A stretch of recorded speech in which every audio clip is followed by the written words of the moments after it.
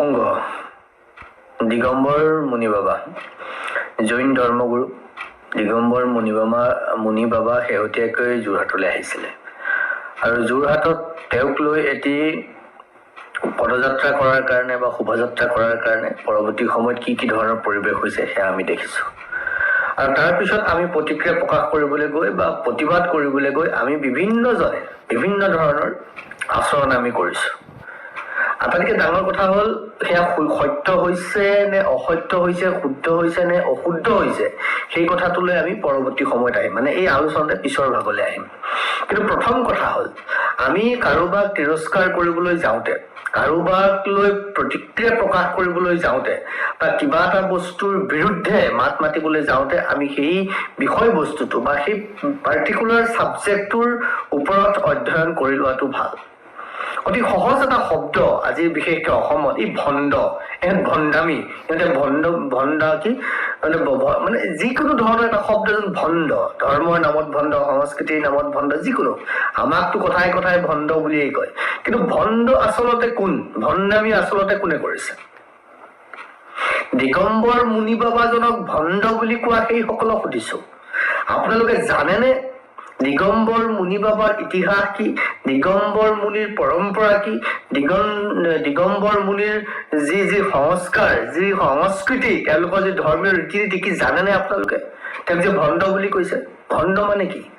আপোনালোকে যিসকলে ভণ্ড বুলি কৈছে, ভণ্ড নথকা নহয়, আমি কোৱা নাই যে ভণ্ড নাই, ধৰ্মৰ নামত কোনোৱে বেপাৰ কৰা নাই, ধৰ্মৰ নামত কোনোৱে ব্যভিচাৰ কৰা নাই, কৰি আছে, কিন্তু কোনে কৰিছে প্ৰথমে জানক, তাৰ পিছত আপোনালোকে যিকোনো এজন ব্যক্তিক ভণ্ড বুলি কব।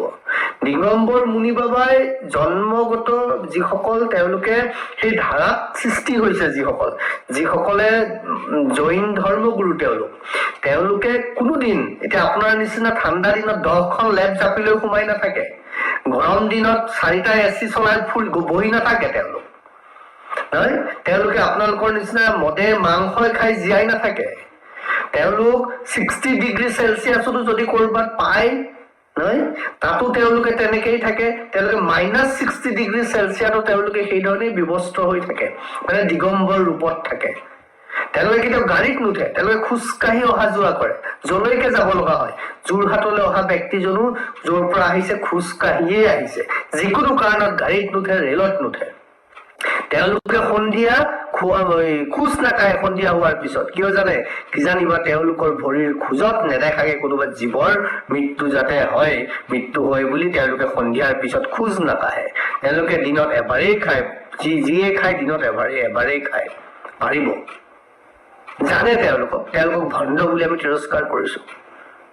প্ৰথমে এটা বিষয় জানক, এটা যিটো সনাতনৰ যিটো সত্তা, জৈন ধৰ্মৰ যিটো বিষয় নজনাকে ভণ্ড বুলি, তেওঁ ভণ্ড নহয়, তেওঁ নিজৰ চৰিত্ৰ, নিজৰ স্বাভিমান, নিজৰ ধৰ্ম, নিজৰ সংস্কাৰৰ আধাৰত আছে। আমি অশ্লীল ভাৱে দেখা পাইছো তেওঁক, আমাৰ দৃষ্টি অশ্লীল হৈছে, আমাৰ মানসিকতা অশ্লীল হৈছে, ভুল হৈছে। তেওঁক সেইধৰণে ৰাজপথত ঘূৰাই ফুৰোৱাটো ভুল হৈছে। ভুল সেই দিগম্বৰ মুনি বাবাৰ নহয়, ভুল যদি কোনোবাই কৰিছে সেই আয়োজকসকলে কৰিছে। আমি যদি কাৰোবাক অকৰ্থনা কৰিব লাগে, তিৰস্কাৰ কৰিব লাগে, প্ৰশ্ন কৰিব লাগে, সেই আয়োজকসকলক প্ৰশ্ন কৰিব লাগে। তেওঁলোকে ভাবিব লাগিছিল যে অসমীয়া সমাজখনত, অসমৰ এই সমাজ ব্যৱস্থাত তেনেকুৱা পৰম্পৰা নাই। অসমীয়া সমাজখনত, অসমীয়া সমাজ ব্যৱস্থাত দিগম্বৰ ৰূপী মুনি এজনক লৈ পেলাই ৰাজপথত খোজ কঢ়াটো সহজভাৱে অসমৰ মানুহে, অসমীয়া সমাজে গ্ৰহণ নকৰে। এইটো আয়োজকসকলে জানিব লাগিছিল। আমি যিসকলে প্ৰতিবাদ কৰিছো, আমি যিয়ে হওক, যি সংগঠনেই নহওক কিয়, নজনাকে বিষয় এটাৰ ওপৰত এক্সপাৰ্ট কমেন্টছ কৰিবলৈ গৈ পেলাই আমি নিজে যে মানসিকভাৱে ডাঙৰ হৈছো, আমি যে নাজানো ভাৰতৰ ঐতিহ্যৰ কথা, ভাৰতৰ পৰম্পৰাৰ কথা, ভাৰতৰ ৰীতি নীতিৰ কথা, ভাৰতীয় চিন্তা দৰ্শন যে আমি একো নাজানো, আচলতে আমি তাক প্ৰমাণ কৰি দিছো। বুজিছো নহয়, আমি তেওঁলোকতকৈ বহুত তলত। দিগম্বৰ মুনি এগৰাকী জৈন ধৰ্মৰ ধৰ্মগুৰু এজন, বহুত ওপৰত। আপোনাৰ মোৰ দৰে তথাকথিত মানুহ নহয়, আপোনাৰ মোৰ দৰে অলপ কথাতে কান্দা, অলপ কথাতে হাঁহা, ফূৰ্তি কৰা, কি জিতি কৰা মানুহ নহয়। তেওঁলোক বহুত ওপৰত, তেওঁলোক ভণ্ড নহয়। ভণ্ড বুলি কৈ নিজৰ ভণ্ডামি মানুহৰ আগত উদঙাই নিদিব। কৈছো এবাৰ, তেওঁৰ জেগাত থাকিবলৈ দিয়ক, তেওঁক আমি সন্মান কৰাটো উচিত। দিগম্বৰ বাবাজনক, দিগম্বৰ মুনি বাবাজনক আমি দিগম্বৰ মানে কি, তেওঁলোক দিগম্বৰ বুলি কিয় কৈছে? কাৰণ তেওঁলোকে শৰীৰত কোনো ধৰণৰ বস্ত্ৰ তেওঁলোকে পৰিধান নকৰে, সেইকাৰণে দিগম্বৰ।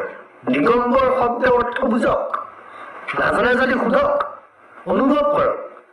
কিন্তু এইটো ঠিক যে অসমীয়া সমাজ ব্যৱস্থাত, অসমৰ সমাজ ব্যৱস্থাত যিহেতু এই পৰম্পৰা নাই, এই বিষয়টো আয়োজকসকলে চিন্তা কৰিব লাগিছিল। আয়োজকসকলে তেওঁক লৈ সমাজত এই ধৰণে পদযাত্ৰা, অসমৰ সমাজ ব্যৱস্থাত মুকলিকে এই ধৰণে পদযাত্ৰা কৰিব নালাগিছিল। সেইটো শুদ্ধ, আপোনালোকে সেইটোত কওক, সেইটো বিষয়ত আলোচনা কৰক। কিন্তু সেই দিগম্বৰ মুনিজন ভণ্ড ভণ্ড শব্দৰ অৰ্থ বুজি পায় আপোনালোকে? বস্ত্ৰ পৰিধান কৰি ক'ত ক'ত নামত থৈছে নিজে সেয়া হিচাপ ৰাখিছে আপোনালোকে? যিসকলে ভণ্ড বুলি কৈছে, কৈ দিবলৈ সহজ। প্ৰথমে জানক, বিষয়টো বুজক, অনুভৱ কৰক, তাৰপিছত ক'ব।